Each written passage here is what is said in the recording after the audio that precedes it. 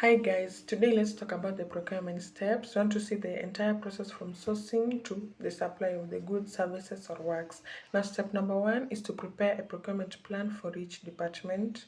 Okay, then step number two is to consolidate and present the procurement plan containing details of the goods, works and services required to the head of procuring unity for approval.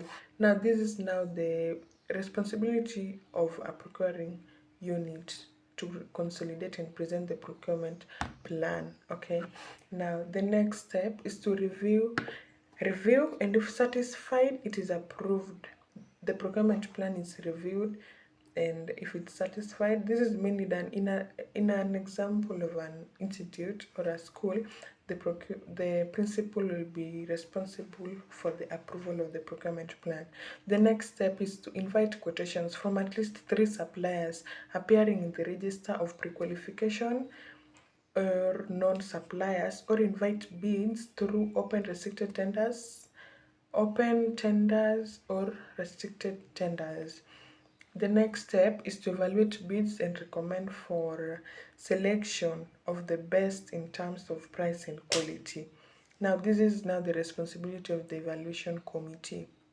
The next step is to make award to the lowest evaluated bidder. Okay.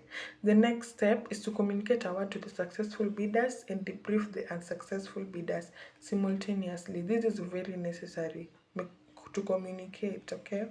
The next step is to prepare the contract for supply of goods, works, services, and arrange for the signing between the selected supplier and the procuring entity, if it's the school, whatever. Okay.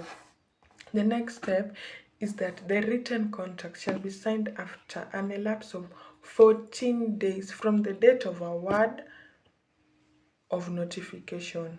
Okay. The next step is contract administration. Now, now the representatives of procuring entity and the supplier are responsible for the contract administration. The next step is the supply of goods and services or completion of works as per the terms and conditions of the contract. This is the responsibility of the supplier who was given the tender or the contractor. The next step is inspection and verification of the received goods or rendered services or the completed works. This is now the responsibility of the acceptance and inspection committee. The second last step is the payment of suppliers or contractors. The accounts department comes in for the payment of the suppliers or the contractors. Lastly is record keeping. The procuring